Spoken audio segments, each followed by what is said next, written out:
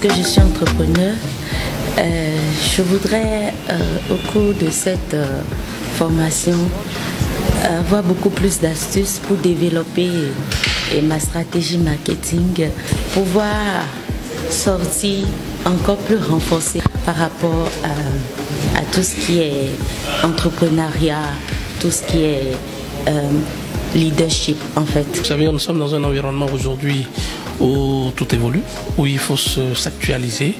Et donc il était évident pour nous aujourd'hui, lorsqu'on a eu vent de cette formation, qu'on soit présent. Les attentes, elles sont grandes parce que pour nous, il ne faut pas être en marge de l'évolution. Et donc c'est notre manière de se performer.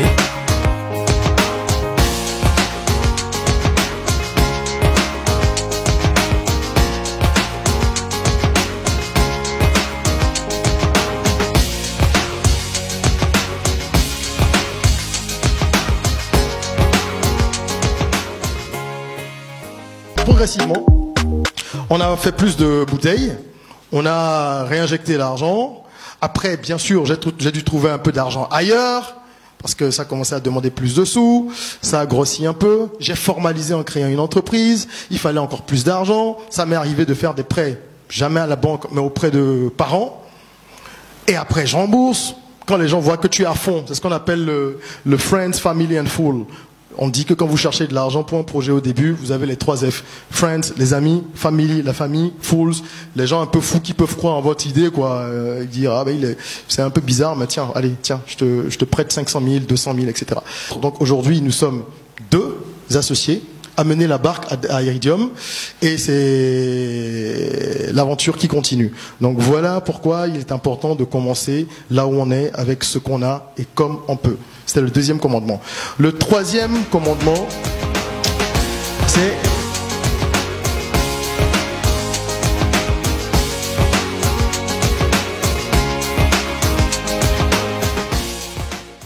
qu'est-ce que vous visez? Tout part de là, un objectif. Mais vous ne pouvez pas avoir d'objectif en tant que leader si vous ne connaissez pas votre objectif de vie. Tout leader attend d'avoir en retour un retour sur investissement, je vais dire tout simplement, ce qu'il a investi. Mais comment on fait pour moissonner lorsqu'on n'a pas semé? C'est ça que je ne comprends pas. Beaucoup ont des idées, des projets, mais ils déposent sur la table. Ils déposent ça dans leurs ordinateurs.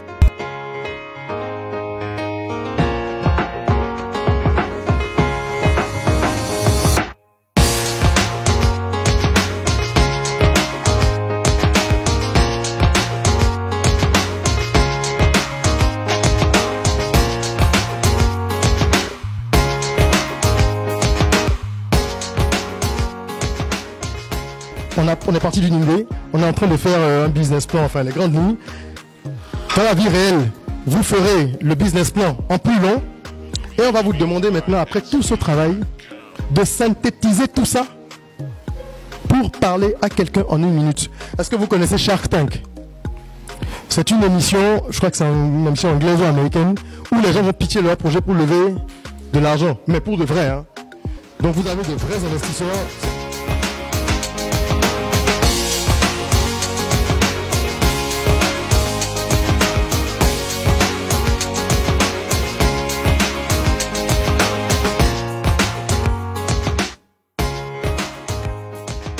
Le transport fluvial, c'est une barque, c'est un avion, c'est un hélico. C'est un radeau qui aide uniquement à transporter les bagages des bonnes dames, comme je l'expliquais. Et la bonne dame reste où lorsqu'elle laisse les bagages sur? Non, elle ne reste pas. Alors l'éolienne, c'est une sorte de générateur d'électricité qui marche avec le vent. D'abord, il y a un générateur, les hélices tournent, entrent dans un générateur qui produit de l'électricité. D'accord? Et maintenant, nous, notre but, c'est de redistribuer cette électricité-là aux populations qui sont près des campagnes et qui n'ont pas accès à l'électricité de façon classique, grâce à la SPE et tout ça.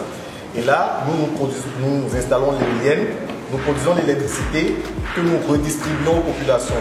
Mais nous ne vendons pas l'électricité parce que c'est l'État qui subventionne. Je suis Spero Gojo, je suis commercial et je suis directeur du projet High Level Solutions.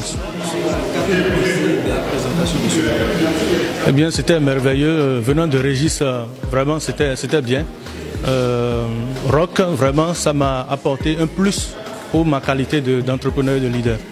J'ai trouvé les vidéos très excellentes et je suis content que ça soit déjà sur les CD qu'on nous a distribué.